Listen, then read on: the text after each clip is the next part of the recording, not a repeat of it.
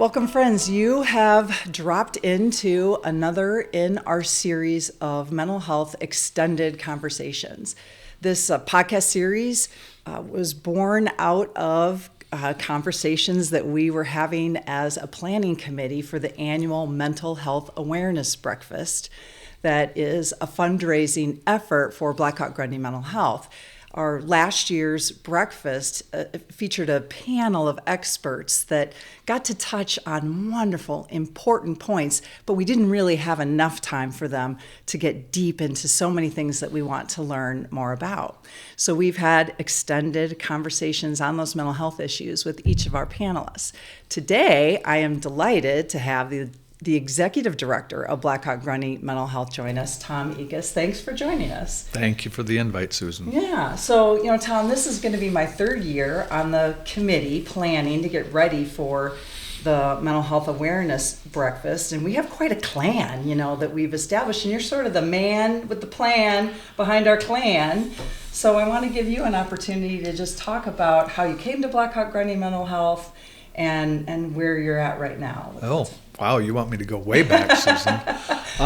So I came to the field of mental health probably much like many do. My father worked here for 28 years, so I kind of grew up in the place. I tell people when I do my presentations that our chief psychologist, Larry Ryan, that's been with us for 54 years, I helped move him in his office when I was 9 years old. So I've been running around these halls now for well over 50 years. Quite honestly, didn't like science and math in school, Susan, so I got into social work. Originally started in psychology, got my bachelor's degree at UNI in social work in 1980. Spent a couple of years down at the Mental Health Institute at Independence on the children's unit working with kids. Went back to grad school at Iowa City because UNI didn't have a master's program at the time. Went back to MHI for a couple of years, and then my predecessor, Bob Runkle, gave me an opportunity to work with our newly formed outreach program, our community support program. And so I did that for a couple of years, and then Bob decided to retire, and I applied for the executive director's position, which I've been in since 1993. So I kill a lot of trees every day. I go to more meetings than I can count on my fingers and toes. I still see patients or clients when I have the time, and I spend a lot of time trying to change the mental health system, not only in our community, but in the state. I do what I can to advocate anytime, anywhere. I'm on a number of work groups and coalitions and committees that all evolve around mental health, which, as everybody has heard and everybody knows, is significantly a part of our society right now, especially with the after effects of COVID. So right. That's how I came here. Right. That's what I keep doing. Right. So it's wonderful that you still have the opportunity to work with clients. Talk to me about what you enjoy about that, and away from the paperwork and the spreadsheets and the meetings, actually meeting with clients. What do you enjoy about that? Yeah, most people that go into human services, as you know, because you've gone down the same road I've gone down, we get in it to help other people, and so I still enjoy connecting with people. Every opportunity I get, when I try to shoehorn time in my schedule, I like to meet with new people. There's a lot of misunderstanding about mental health out there, I've had a number of people over the years come in, and after I talk with them for an hour, and quite honestly, some of us said, "You mean I'm not crazy?"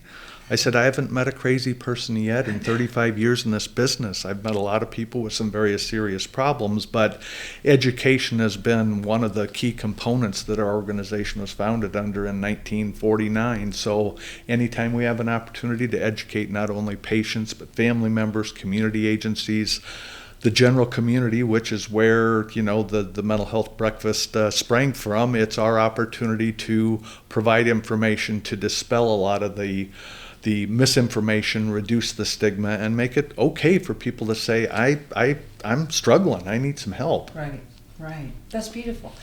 You also mentioned that you spent time working at the Mental Health Institute in Independence, and that was in a residential setting, so those hospitalized. Mm-hmm. Okay, so and there's obviously a need and a place for that, but I'd like you to talk to us about what you see as the highlights or the benefits of being in an outpatient community-based mental health setting and providing those services the way Black Hawk-Grundy Mental Health does, as opposed to what happens in that hospital setting. How is this community format important? Hospitals, especially institutions like the Mental Health Institute, are very artificial environments. I worked on the children's unit with kids aged 7 to 14 that had a serious emotional disturbance, and even on the adult service where I spent some time. I mean, people are told when to get up, their meals are fixed, their laundry is done, they're told what activities to go to. It's very artificial because that's not what real life is like out in the community. And it wasn't too long after I started down there, and I loved my work down there, I thought, what can we do to prevent people from even ending up in a setting like this? So I found I had a lot more opportunity to make a difference out in the community where you can do some early intervention, prevention, education in hopes that people don't have to end up in institutions or criminal justice system because they've got a mental health problem. So yeah, Right. it was a nice change for me. And before we affiliated with Unity Point in 2015, the board has always given me permission to do whatever needs to be done. So if it's out in the community, beating the streets, trying to educate people, to seeing patients, to facilitating meetings like our suicide coalition, one thing I enjoy is the flexibility. That's beautiful. That's beautiful. Thank you. So the annual breakfast that we have is partly what you had, or largely what you already mentioned, which was awareness, education, providing information and resources and ideas, and talking about what's happening in mental health right now. Another part of it is fundraising, right? Mm-hmm. So today I wanted to go over just some things I found. I was looking at, it was a White House brief actually that was put out that is titled "Reducing the Economic Burden of Unmet Mental Health Needs." And when I saw that, I thought, wow, that's a big part of what Black Hawk-Grundy Mental Health can do. So I want to kind of explore some of the points that were made in this article. And I wanted to start with just what's happening out there. You mentioned that, everyone is aware that their mental health illness and the struggles that people have with their mental health seems to be increasing profoundly since the pandemic. It's significant. And I'm going to share a graph that I came across. That's the percent of adult population the percent of the population with a major depressive episode in the past year. And it goes by year. And on this graph, you can see just a profound increase in the percentage of the population that have experienced a major depressive episode in the last 12 months of their life.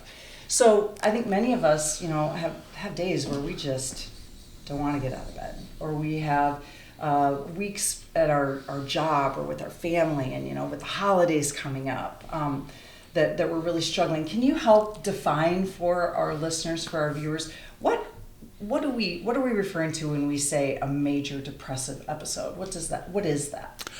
Well, it's a lot different than what you described. It's not the Monday morning blues. It's not, I don't want to get out of bed this morning. I'm just tired. I'm pretty lazy, that kind of stuff. When you talk about major depression, you're talking about symptoms that have been present for a significant amount of time that affect people's ability to function, whether it's at work, at home, in school.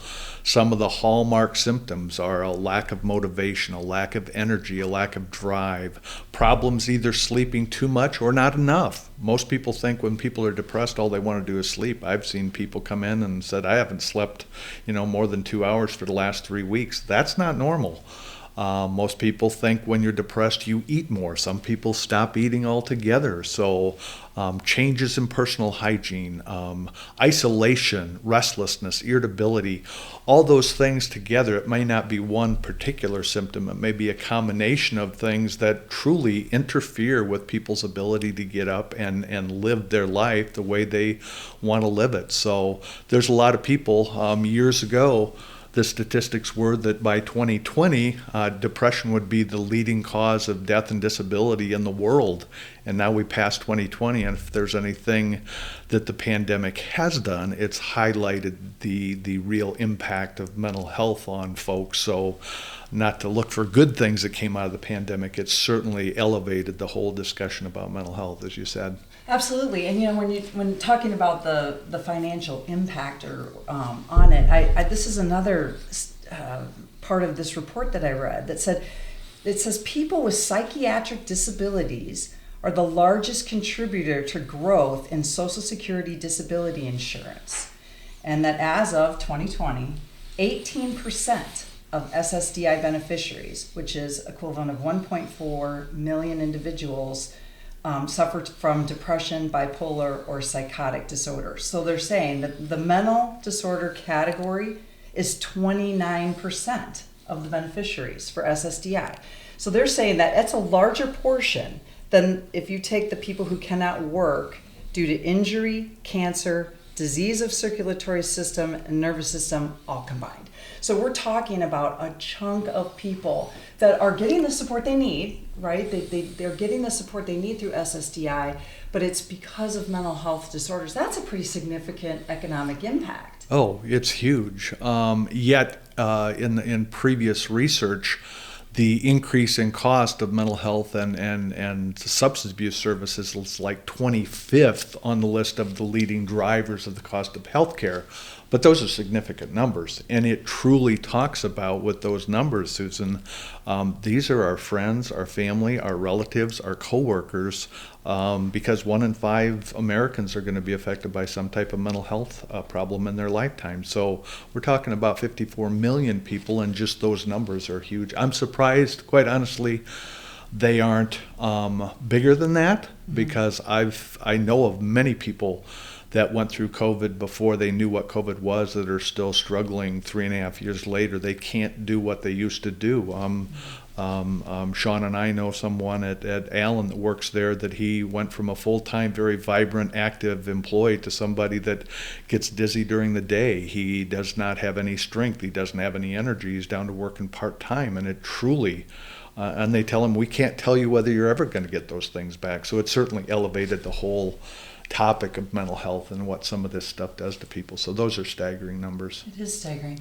So, we're talking about national numbers here, right? Mm-hmm. Let's whittle it down to Hawk-Grundy County and the populations that you serve.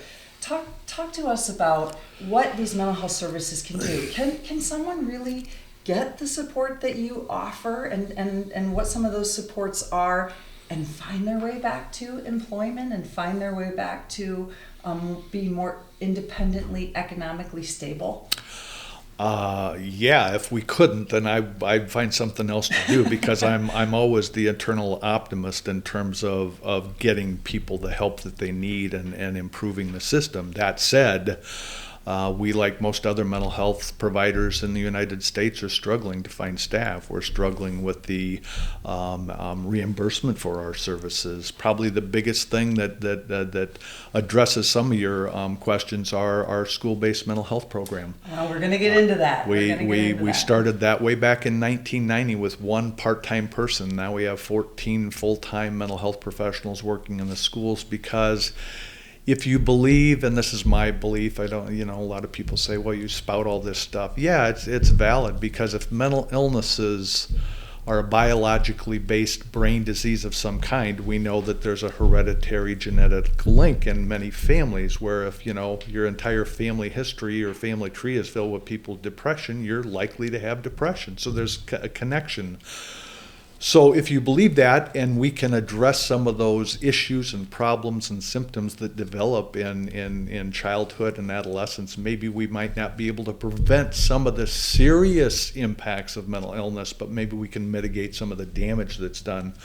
We need more job training programs. I think what Waterloo's doing with the Career Center for people that aren't on a path to college is an excellent example, because if we can get people into an area that they can find some success in, then maybe they don't end up in our disability system, like you mentioned. Right, so, right. Yeah. And the partnerships that you already mentioned, sitting on a lot of these boards in our community, so that you can provide that mental health voice in programs like what they have at the Career Center, and Yeah. just a lot of the wonderful things that are happening through our community. So let's talk about the school thing. I did also in this same report. There was a statistic that there was a study that found that children of parents with mental health problems were twice as likely to develop mental health problems in adulthood. Also, that half of all lifetime cases of mental disorders are estimated to start before age 14. And I know that you've talked about the growth of the school-based supports that we provide. What's happening with these kids that are tapping into these services? And I understand their parents. This is the other thing that I learned in some of our working with our and having conversations with those who provide those school-based services, is it's not just the students in the schools who can tap into having a mental health therapist or counselor to work with, but the parents can come in too. So I read the statistic about a child of someone with a mental health disorder is twice as likely to develop one. You're almost taking the opposite approach. You're kind of coming in the back door there. If you're providing services to a child, you may end up then letting those parents come in to group their family therapy settings and be able to touch both ends of that life experience too, right? Absolutely. One of the struggles and barriers that we had at the children's unit down at MHI is we treated kids essentially in isolation. We did wonderful jobs with the kids in terms of addressing their mental health and behavioral problems, but if they went back home and we didn't have the opportunity to change some of the dynamics at home, then kids recidivized, they came back to the hospital, they struggled in life. Now, many went on and became very successful. Probably one of the cases I remember the most is we had a very difficult 14-year-old kid who we worked with for about 4 months down there. About 5 years later, I had left MHI, but had heard from some of my colleagues, the Department of Defense came and wanted to review his records. He had gotten in the Navy and was applying to be a Navy SEAL. So that stuff just makes you know that what you're doing makes a difference. So one of the reasons we started in the school is because your statistics, 50% of all lifetime cases of mental illness begin by 14, 75 by age 24. So you're talking about the group that usually is not going to be readily identified. The other statistic, which I'm sure you've run into, people who develop mental illnesses usually exhibit signs and symptoms of those mental health problems 7 to 10 years before they ever get treated or diagnosed. So where do kids spend the first 18 years of their life? 6-7 hours a day? In schools. So Waterloo is very proactive. Cedar Falls came along after that and have actually supported us financially to have those staff in the school, where not only we're working with the kids, but we're working with the counselors and the teachers and the administrators and the parents and the juvenile court officers.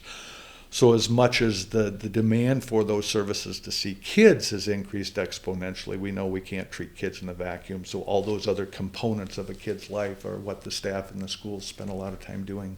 And then do you also do representatives from Black Hawk-Grundy Mental Health, whether it's the counselors or therapists that are in the schools, or you or other members of your team working with schools, have you been able to touch some of the social emotional learning components that are happening in schools? Because I know there's also research that just going beyond the core subjects and giving children an opportunity to have some social emotional learning experience also helps. Mm-hmm. One of the nice things in Waterloo the last 5 years, they've hired someone with the same credentials I have that's in charge of all the counselors. So we've done a lot of training. We've done mental health first aid training. We've done psychological first aid. There's a lot of training that Waterloo and Cedar Falls have essentially mandated their teachers to participate in, and administrators, so they know kind of what's going on. They can identify kids who might be struggling. Absolutely, that's one of the key components. We meet with the Waterloo schools regularly. Actually, Alyssa, who you've had on a podcast before, and her lead, Autumn Stragi, they are my eyes and ears in the schools, and they have done a wonderful job. They have. They continue to just do wonderful Amazing work. And talk about that collaboration between the guidance counselors and then the counselors and therapists that are providing services to the students and to their families. It's beautiful. Something else disturbing that I came across, and I want to see if you feel like this reflects also the situation of the population that you serve. It says among those age 18 and older with serious mental illnesses in the year 2020, this data came from, half reported that they did not receive treatment when they needed it, at least once over the previous year. Do you think that adequately reflects what's happening in the population that you serve? Yeah, actually, the national statistics, Susan, are 60% of people that need mental health services never receive them, which is really sad. That's so sad. It is. Why should people have to struggle? I mean, when I do most of my presentations, I frequently compare what we do to primary care. If any of us, were thirsty all the time and were sweating profusely and had to urinate a lot, and we go into the doctor and they say, your blood sugar is, 800, we think you've got diabetes. We don't bat an eye about getting treatment for those type of things, but if you can't get out of bed for days at a time, you've stopped bathing, you haven't been to work, you stopped going to church, you stopped socializing, somehow we see that as there's something wrong with you. No, you probably have a condition called depression, which we just talked about. So we do need to do a better job of making it okay to say, I'm struggling. It takes a lot of gumption to pick up the phone and call and say, hey, I need some help.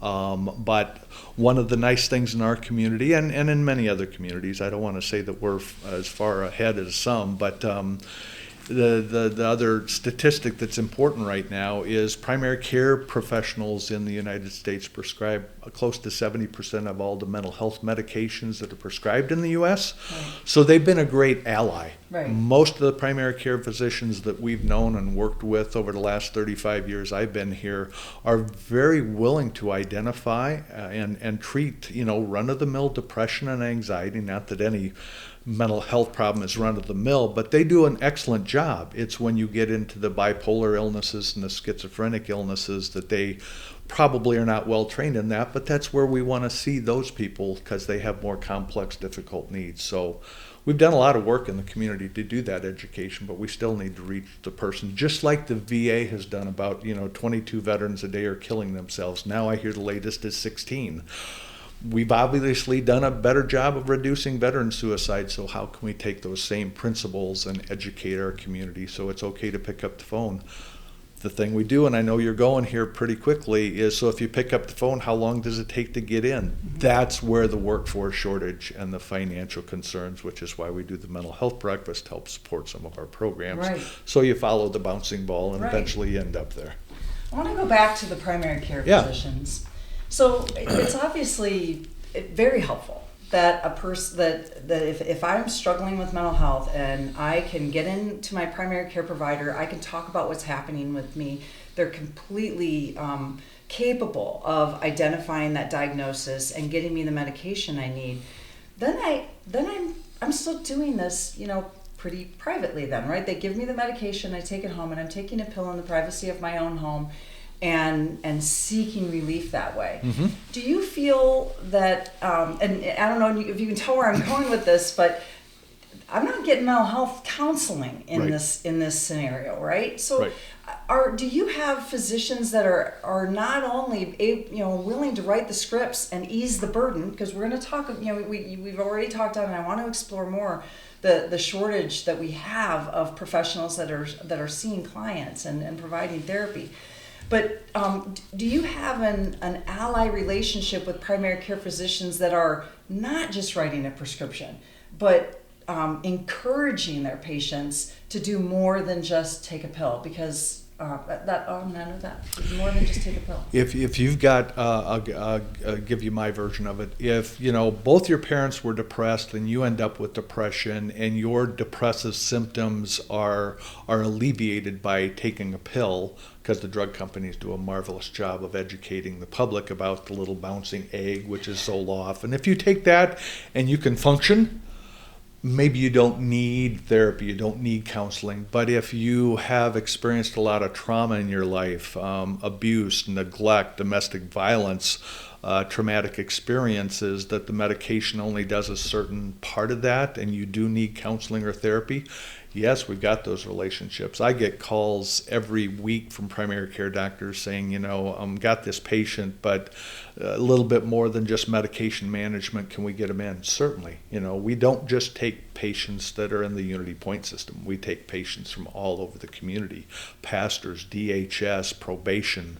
It's pretty much like many people have said, we've got the Statue of Liberty out in front. We'll take you're tired, you're sick, you're poor, you're yearning to be free, whatever the old adage is. So, primary care in our community, we've done marvelous work with both Unity Point and Mercy One in terms of making those connections. Right. We've done lunch and learns with primary care physicians. Here's what you need to know. Here's what you should think about. Our providers, our people that prescribe medicine have done those lunch and learns to help them know more about how to treat that stuff, and then when to say they need more than what I can provide and need some more support services. And when we had our extended conversation with Dr. Pata, we were kind of exploring how patient the patient needs to be. That you need time if you're trying a medication. Yeah. You need time to see if that medication and that dosage is going to work for you.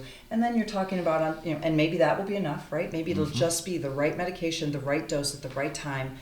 Maybe there are other components that you need to weave into it. So people need to be patient with it, but there's hope. I mean, that there are people that are thriving under the right care setting. Absolutely. We've got some people that have been involved with us for such a long time, Susan. I mean, everybody's heard about seasonal affective disorder. Right. We've got folks that come in October and say, I need to be back on my Prozac, and they go off it in April when the sun comes out, and they know themselves that well. I wish everybody could get to that point, but we know mental health problems usually are not as easy as, here's a pill, fix it. The other thing is primary care docs, when you're treating an infection, you can do a blood test, says, oh, you've got this, we're going to give you penicillin, you're fixed. And back to the comment about being patient, I mean, I'm sure Dr. Pata said, 4 to 6 to 8 weeks before antidepressants take effect. But how many of us have ever been on an antibiotic that says take it 7 to 10 days and we throw it away after 5 because we feel better? Right. It's not that easy in mental health. It takes time for those medications to build up, and it's not here's what you got, here's the medication. Right now, as last I knew, there were 34 different antidepressants out on the market. So which one? Sometimes it's trial and error, which is what's frustrating to people. Right. And just the notion of having to take a medication. One of the other pieces of data that I want to share, these are that you talked about. What percentage of people don't get help? 60%. 60%. So this graph talks about the top 5 reasons for not receiving mental health services in the past year. And one of them was concerns about having to take medicine. That there were 25% of the people noted that as a reason. And also concerns about commitment, just not understanding the whole process and how it works. And we talked about that with Dr. Pata as well. But I want to explore all these different reasons that people gave for not tapping into mental health services or not feeling like they weren't able to benefit or take advantage of mental health services in the past year. And these are people that have diagnosed mental health disorders. The most popular one was could not afford the cost. 45% of the people that did not seek it. What's Black Hawk-Grundy Mental Health doing about that? We've always, since we were established in 1949, we've always had a sliding fee scale. We've had very supportive relationships with the Blackhawk County supervisors and the Grundy County supervisors, our 2 primary counties, in terms of providing financial support to our organization for people that don't have insurance. Iowa did a wonderful job, although a little late to the game, about expanding Medicaid. Right now, if you have no money and you have no insurance and you need treatment for anything, much less mental health, where are you going to go? You're going to go to the emergency room, the most highest expense and cost to the system that we all pay for with our tax dollars. So why would you not give people some basic insurance, allowing them to have prescriptions and see the doctor and not end up with significant bills that they can't pay and or bankrupt them? So we've got, we still have our sliding fee scale. We get some grant funding funds to do some of the services we provide. And again, some of the money we get from the breakfast, Susan. If needs can't be met by our traditional system, that's where we look at some of those funds to say, I know you got your glasses because Medicaid pays for glasses every 2 years, but you broke them 3 months into the 2-year period. What we're going to let you go around with not being able to see for 18 months. So we've done some unique things with some of the money that we've raised. Right. So let's go to the money. So talk about the funding sources. What are some of the primary outside of fundraising, but your standard funding sources for the services that you provide? Right now, we've got probably close to 6,000 active clients, patients that come here at the mental health center. Of that number, probably close to 52% are covered, probably closer to 62% are covered by Medicaid and Medicare, the two public system. And when you look at that population, 74% of our annual revenues of like $7 million are from Medicaid and Medicare. Unfortunately, go ahead. No, I think you were going to touch on what I was going to. So if you're talking about being covered by Medicaid or Medicare, how much the true cost of an individual walking through the door for an evaluation and then subsequent treatment sessions, when you talk about your true cost for providing that versus what you get reimbursed, where is that? Yep, you knew where my head was going. After 3 years, you already know what I'm going to talk about. So the annual cost of inflation is maybe 3% every year. Unfortunately, we have not had a rate increase from Medicaid for the services we provide since 2014. Wow. So that's 8 years of flat funding where the cost of care has gone up exponentially. So yes, we essentially lose money by providing services. Even some of the private payers, Susan, Blue Cross Blue Shield, United Healthcare, Cigna, some of those things, those reimbursement rates are usually better, but rarely do we find any payer that covers the true cost of care. You mentioned very early on that primary care gets paid better than we do. Yes, that's true, which is why you've seen the huge expansion of urgent cares, Unity Point Express, some of those things. Let's get people into care before they have to go to the emergency room. I told people when I started, one of our jobs, I think, is to keep people out of emergency departments, hospital, mental health units, jails, and prisons. It's a crappy place to receive services. So anything we can do that allows us to provide those services in the community before they need that level of care is what we do. You mentioned people are concerned about being committed. When I came to the mental health center, we had 325 people that were committed to us by the courts. Right now, we've only got about 180. That's not by magic. That's because we took a serious look at developing relationships with people to say, you're struggling. We got a couple options. Let's get you in. Let's increase the services. Let's look at some medication increases, changes, so we can prevent you from continuing to slide back and ending up in the hospital again, sometimes not necessarily voluntarily, but by court order. So we've very successfully taken a lot of people off court commitment and not used that stick over their head saying, if you don't, we can put you back in the hospital. That doesn't work with anybody. No, I imagine it's not a very good motivator. No, it's not. We would rather use a carrot than a stick, or the honey rather than vinegar, whatever analogy you want to use, but the relationships. There's people. I don't do as much direct service as I used to, but I started out working with people with serious mental illness, and I still see people when they come in the door, they say, how you doing, Tom? And because I'm now 65, I got to remember what was their name. But they still remember me because of those relationships. Right.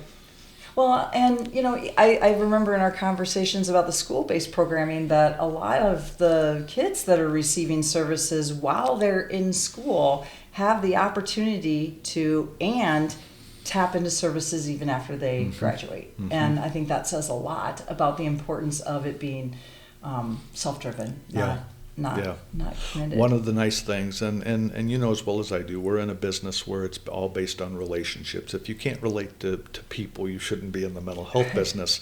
But I just started getting letters from she's not a girl anymore, she's probably in her 40s, A very rare case of childhood schizophrenia we had down at MHI in Independence. We saw her when she was 12 years old. She's got to, well, I've been gone from Independence for 35 years, so she's got to be in her 40s or 50s. She just started writing me letters again. She found my name and address, and we did a marvelous job with her, and she's living independently with a serious mental illness up in Northeast Iowa, had great family support, is working part-time, so that's what makes this worth it. Yeah, absolutely. It does. It does.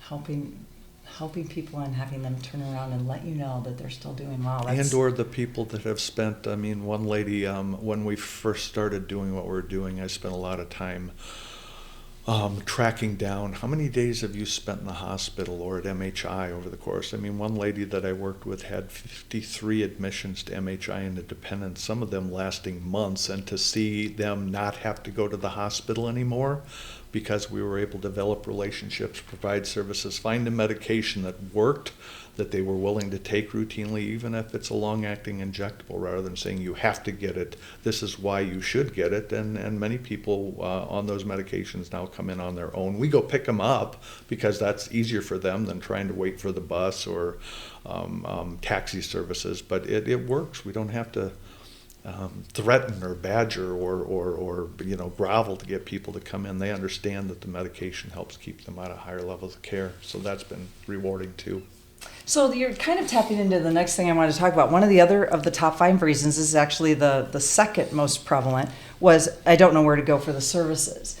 And talk to me about what Black Hawk-Grundy Mental Health is doing as far as letting people know to where to go for the services, but then also what you've already touched on a little, making it even more accessible for the people who are already in your system of care. So first, let's talk about how do people know where to go when it comes to Black Hawk-Grundy Mental Health? Well, by virtue of the fact that we've been around since 1949, we've got pretty good name recognition. That doesn't mean that we've reached everybody, but the big difference between us and a small group private practice is they service a segment of the population. We serve everybody, so usually the mantra is if you don't have any money or any insurance, or if your problems are so complicated that you can't do well in a small group practice, go to the mental health center. So we stopped advertising in the yellow pages years ago because we didn't need to tell people where to go. They kind of knew it. We do a lot of advertising just by word of mouth. The committees we're on, the presence that we have in the community, our school-based thing. Certainly, I can tell you every school counselor in Waterloo and Cedar Falls knows who we are, what we do. The Department of Corrections. One of the values of being a community mental health center is that word community. Right. We are not just a place where people come into the office and they go home. We've tried intentionally to send our services out in the community. We've got a full-time staff member at the Department of Correctional Services. We've got our Mental Health Recovery Center downtown Waterloo. We've got our staff in the schools. So we're doing a lot of outreach to the community to make sure that I've even dabbled in, can we have our new shuttle bus identified as a satellite office of the mental health center, park it down on downtown Waterloo and put a sign on it saying, free counseling or whatever. I'm willing to do anything. Wow, that's a creative idea. Well, I mean, they do that. I've seen, dental, there's a dental office in the back of a truck that the old bookmobiles that you and I grew up with. Yeah, bookmobiles. Unfortunately, some of the payers, the services have to be office-based. I've always said, 1988, we had a psychiatrist that was very flexible. We've gone out to people's homes together. We can't get paid for those services. So what do the insurance companies care where or how those services providers, as long as we keep them out of expensive levels of care? So give me a psychiatrist in jeans and tennis shoes, and we'll take them out to people's homes and we'll do a bang-up job, but we got to make sure that we can get reimbursed for those things. So I think the whole system needs to be more flexible in that regard. One of the changes since, in through this process of experiencing the pandemic is telehealth. And that was it was very difficult to get telehealth services covered by insurance or being able to be billable.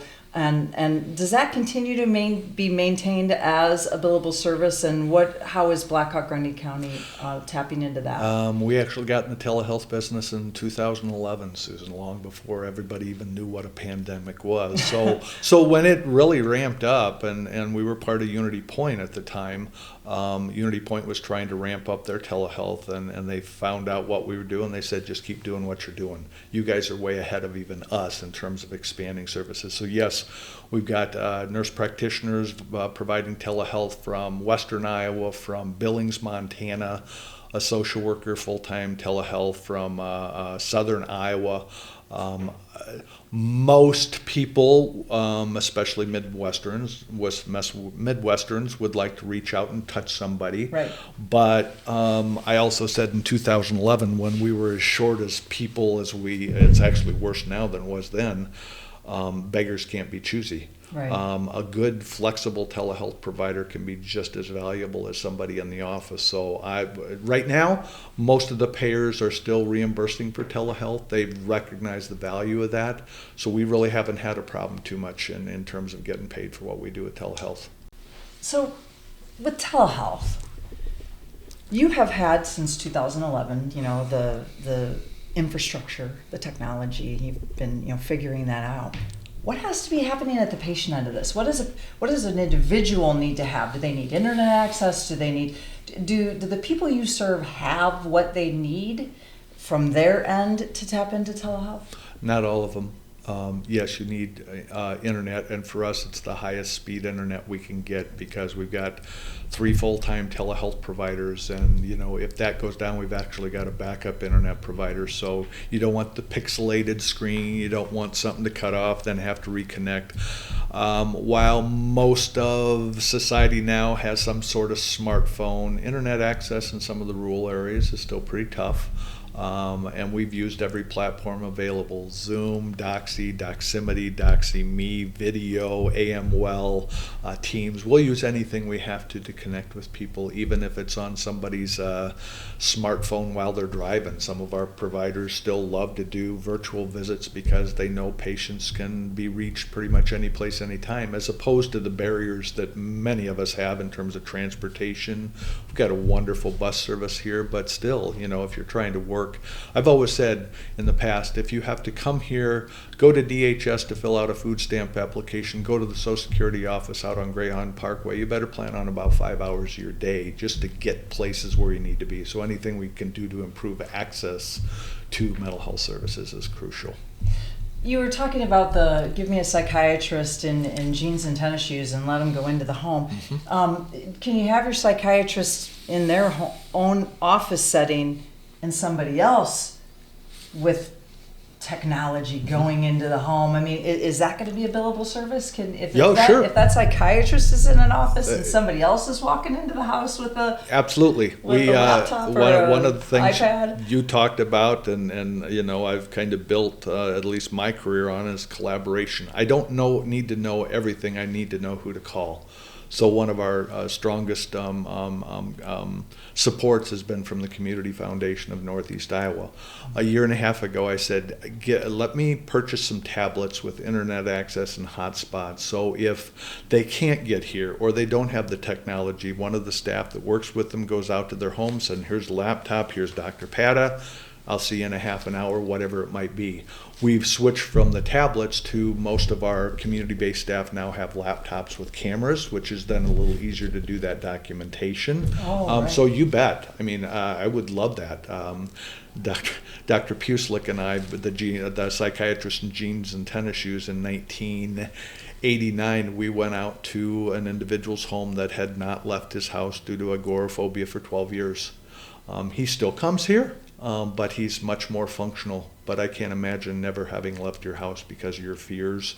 We were able to get him on medication, do some follow-up, and now he's living his life. He's still got a mental health problem. He still takes medication. These problems aren't like an infection that go away after you take medicines for 3 months. That's right. The other stigma is a lot of people stop taking medications that are working because they feel better, and for a lot of people, they need to continue on those medications, just like you don't tell a diabetic, you can stop taking your blood sugar medicine when your blood sugars get to be 100. Wrong answer. So those are the stories that we don't tell enough, but truly indicate that these conditions are treatable and people can recover and they can get better and they can get back to having a better life even though they have a mental health problem. The agoraphobia. I want to talk about that a minute too. I have a daughter who is struggling with that right now, and she had social anxiety ahead of the pandemic already, you know, as part of her mental health struggle. But her being able to finish her bachelor's degree in the confines of her own apartment by using a laptop and never having to participate in the outside world, she was able to accomplish a degree, but it was not helping her. It was actually hindering her mental health because of this budding agoraphobia that is now in full swing. You know, she is really struggling. She does tap into telehealth for her counseling. But have you seen, I mean, this is a case of my own child. Have you seen an impact on the population as far as increased agoraphobia or social anxieties in the wake of the pandemic? Oh, I think certainly with the kid population. I think Alyssa and Autumn probably talked about there's some kids that never got an opportunity to socialize when they were 4 or 5 years old, and they go into kindergarten not knowing how to interact with other kids. Certainly with the adult population, with the isolation, especially with the elderly that were in isolation. You saw the pictures of family members talking to their loved one through the glass window outside their apartment. And a lot of those people have passed away, and the death and the loss and the grief and all those type of things. And there's still a lot of people that are very concerned about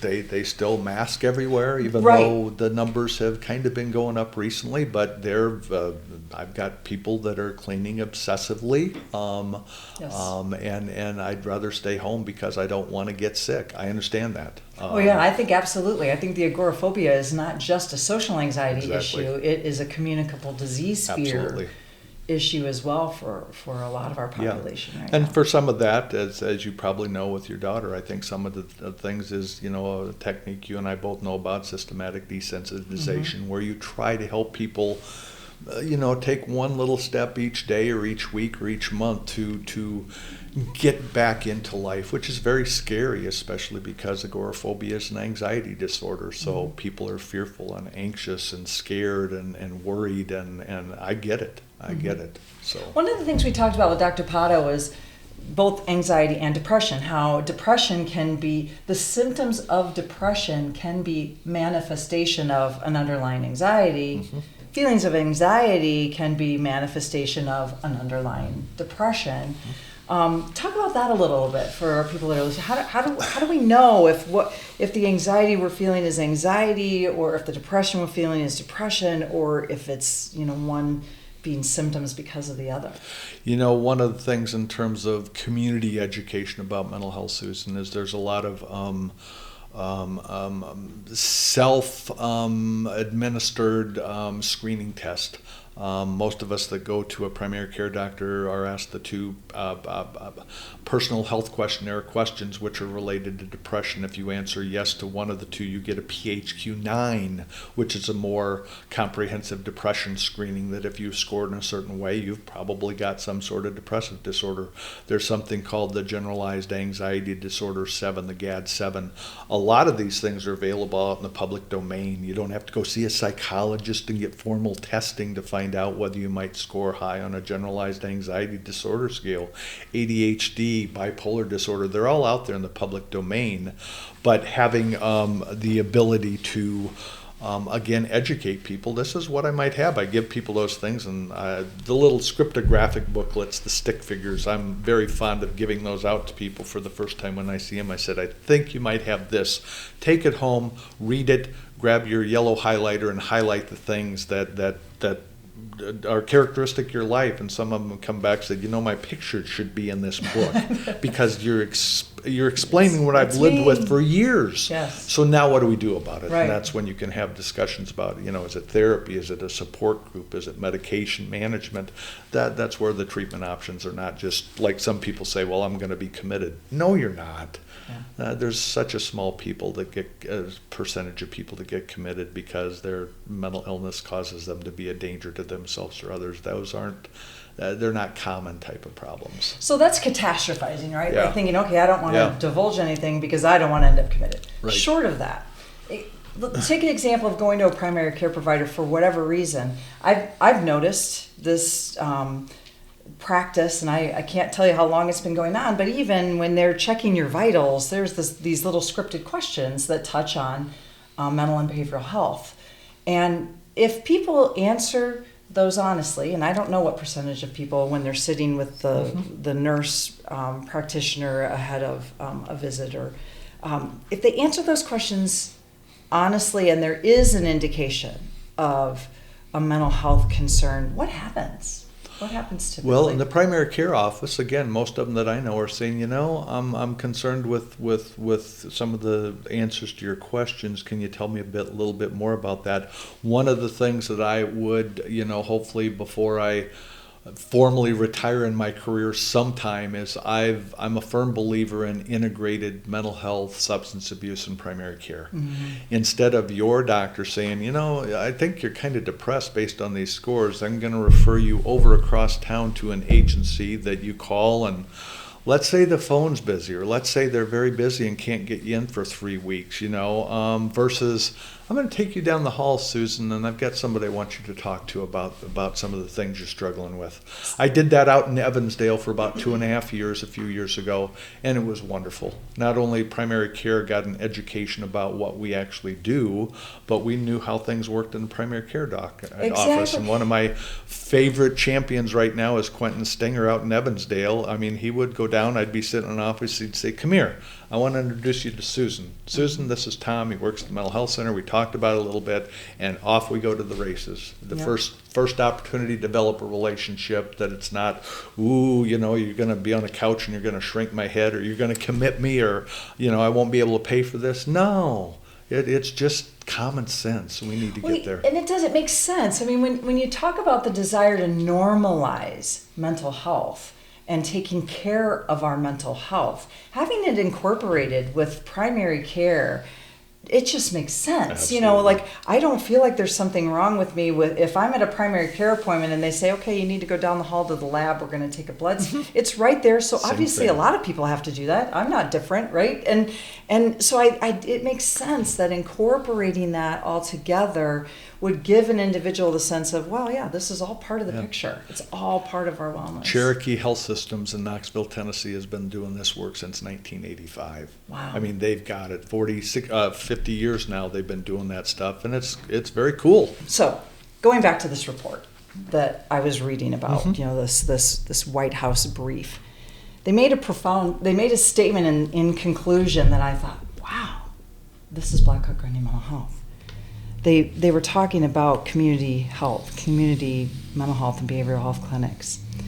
And they were saying that they're shown to improve health outcomes by delivering care for mental health, regardless of ability to pay, which is Black Hawk-Grundy mental health. In addition, programs that expand the availability of school-based mental health professionals, Black Hawk-Grundy is doing that, and embed mental health services into other community settings, which you're doing. Community centers, correctional facilities, shelters, are all reducing barriers to care. Black Hawk-Grundy mental health is doing it. Yeah, we must have been geniuses before this White House report came out, Susan. Yeah, the other thing that to add to that, not only embedding us into settings like primary care, is what we want, and what I've been trying to do for the last couple of years is have primary care here, in addition to an on-site lab. We know a lot of our patients can't or won't go to the hospitals to get their lab work done. We have an ethical problem. Do you continue a medication when you don't know what their lab values are? But if I could even draw labs here to send them over to the hospital to get processed, we've been looking at that. It cost me $1,500 for a centrifuge and to train our staff, but to have that capability to do a better job of improving people's health outcomes. Having a primary care provider here to say, your blood pressure's out of control. We've got one guy that hasn't seen a primary care doctor in 6.5 years, and his blood pressure's totally out of control. He very reluctantly comes in to see us for his mental health, but do you tell the psychiatric nurse practitioner to practice outside the scope of her license to prescribe a blood pressure medication when she hasn't been trained in cardiology? Those are the dilemmas we get into, but sometimes it's do no harm. We got to take care of people better. Otherwise, their health outcomes are. So you work hard to get this patient we try. Here, yep. And then rather than sending them down the hall or across town, you're having to send them across yep. town, or you're going to have yep. to. You're trying to make that connection, yep. and again with the blood work, when blood work needs to be done, you've got the patient here. And then if there's going to be blood work done in order to just look at, even from the behavioral mental health perspective, right. what their blood levels are, to kind of be looking at the bigger picture and having it right on site. And there are models of this that you're absolutely aware of. Wow. Yep. Wow. So money, right? Yep. We've got the 2024 mental health breakfast is going to be on May 10th.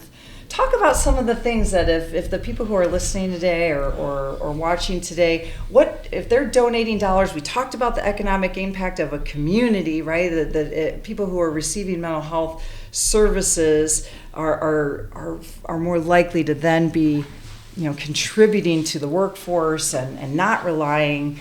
So there's that economic impact of helping, but in real sense, the programming that's happening at Black Hawk-Grundy Mental Health, where are their dollars going? Where would you like to see those dollars go? Well, I'd love to have enough money to hire more staff, because if our reimbursements aren't keeping up, that makes it difficult to pay people what they need to come work here versus some other setting. You can make more at the Target Distribution Center right now than you can in some mental health positions, which is kind of sad. But that said, that's a significant amount of money. Right now, I can tell you some of the things that we do with those funds, because they're allocated in the Unity Point Allen Foundation.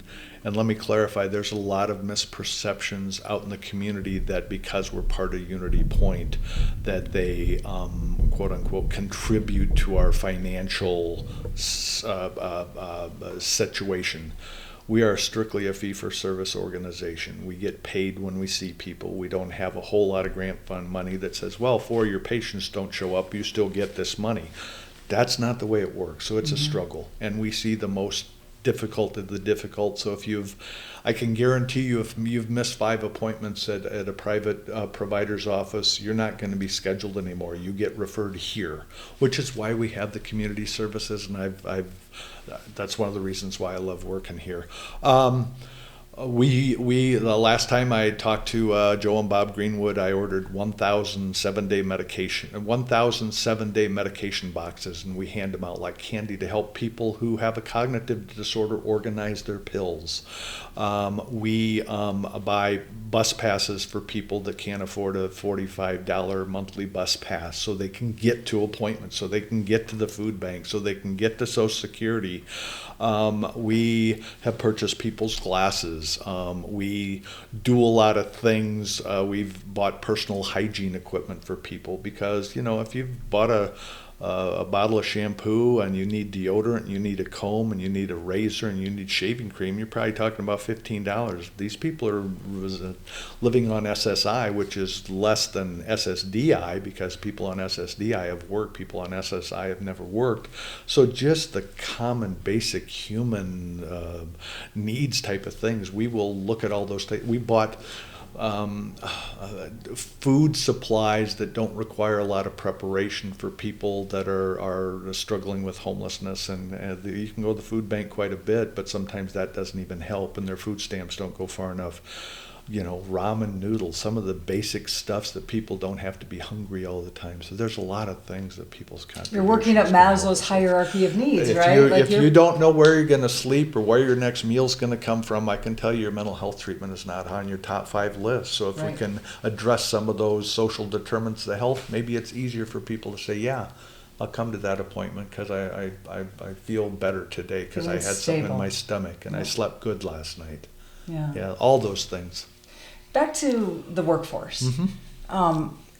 You talk about Target distribution. You can make more money at Target Distribution Center than you can providing these services. You attract people who love doing what they do, right? And talk to me a little about the people who work here at Black Hawk-Grundy Mental Health. And my impression is you've got people that walk through the door as an intern or early on in their career, and they just want to stay. What do you do to encourage the connection of your staff, keeping your staff, and talk to us about who you have here. Well, I think in many respects, I think people that come here and stay here, they don't see it as a job. They see it as a career, a profession, a calling. Right. I mean, as I did way back when. Alyssa was an intern of mine. Autumn was an intern of hers. I mentioned Larry Ryan, that's been here for 54 years. Yeah. Pat Nelson's been here for 32. Linda, one of our support staff, just retired. She's been here 43.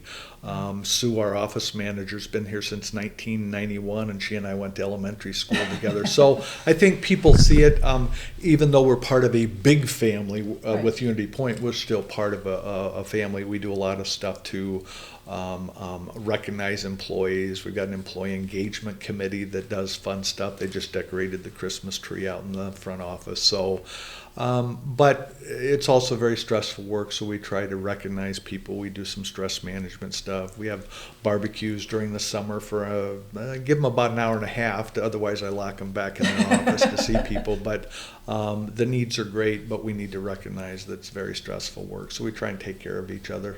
And do a lot of stress management with people. I mean, this is a profession, as you well know, Susan, can eat you alive, and people are like sponges, and what do you got left when you're soaked dry? So how do you regenerate and recharge your batteries? So we try and spend a lot of time doing that. I'm glad you brought that up, because one of the questions that I've been asking each of the people that we've been interviewing in this podcast series is, what do you do yourself? You know, not what do you tell people to do, but What do you do yourself to maintain your mental health and to keep yourself in a place that you're feeling well, you're doing well, you're moving through life well. So I want to ask that of you personally, Tom, but then I also want you to touch again on what you're doing for the staff here. I think both of those things are important. Yeah, well, you know, most people will tell you if you walk around the hallways. I've been a workaholic since I've been the age of 12. I quote unquote blame my parents that got me a Des Moines Register paper route. So I can't sleep past 4 in the morning, which is a problem. So what I do is I work. I have 2 grown kids, and I spent the time at the cold soccer games and the school activities. But probably one of the things I did back in 1989, it was a year after I came to the mental health center, there was a probation officer in town by the name of George Story. And George says, "Hey, what are you doing tomorrow during the noon hour?" I said, "I don't know, probably working." He said, "There's a bunch of us that get together down to what was still the YWCA, and we play basketball." I can tell you since 1989, what I do in my Outlook calendar is my noon hours are blocked for the next 42 years, because that's my time when I go down, and we've graduated from the YW to the River Plaza, now to the Sportsplex. Whether I spin, play pickleball, play basketball, work out, that's the time that I take for myself. Except when my boss schedules noon meetings, which she knows I'm very unhappy about.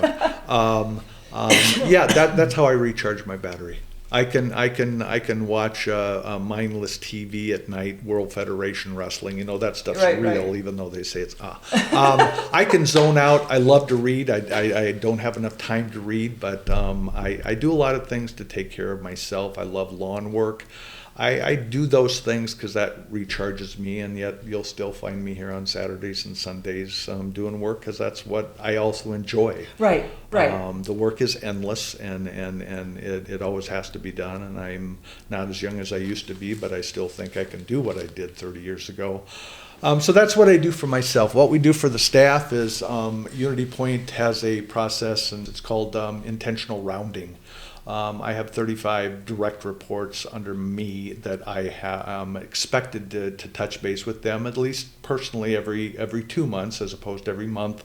And I do management by wandering around. I mean, I try to wander through the building. I supervise a lot of programs and a lot of people, but I try to spend that time to know what's going on with people. And we take care of each other too. We send out a daily email, who's off today, who's in training today. So, because not everybody works here. I just counted this morning, we've got 30 staff of our 85 that don't even come to the mental health center very much. They're in the schools, they're corrections, they're downtown. So trying to make sure everybody's on the same page with things is important for that team building. We've done some team building stuff. We've done some the strengths-based Clifton Strengths Finder, so we know what strength is. Interesting thing about that is I used to work with someone, and I couldn't figure out why we clashed so much. It was almost like that person was going to get the best of me, and I was trying to figure out why. I walked into his office one day after 3 years of this. I was just agonized about it. I couldn't figure out. I looked at his strengths finder. His first strength, the thing that he is part of his entire being is competition. That's number 43 on mine. It's like I don't have a need to win. I just like to play, and right. Collaboration and belief and responsibility all in my top 5. So it's just interesting. We spend a lot of time trying to understand each other and how we best work together as a team. Yeah, that's great. Yeah, that's great. So I want to thank you for joining us today and sharing what you do and sharing your perspective of what is done at Black Hawk-Grundy Mental Health. And we're looking forward to next May. This has been fun. I had no idea what you were going to ask me about, and I could fill up a room with words, but I wanted to make sure I'm very passionate about this, as you are. Thank you very much as a board member for your advocacy, because these things wouldn't have happened without you. So, I'm looking forward to May 10th and doing it in the years to come, too. Yes. We're still looking at getting one of those big celebrities like Michael Phelps or Dallas Clark or Kirk Warner. We'll get there someday. Yeah, we will. I'd really hoped years ago I wanted Rosalind Carter to come up because she was just a huge advocate for mental health. And they're out there, right? They're out there. There are people out there. Or even celebrities are feeling more comfortable talking about it, so the rest of us need to too. We need to feel comfortable coming on May 10th and learning about mental health and talking about your own mental health. And we want to pack the place so they run out of seats. So That's right. May 10th. All right. Thank you all. Thank you.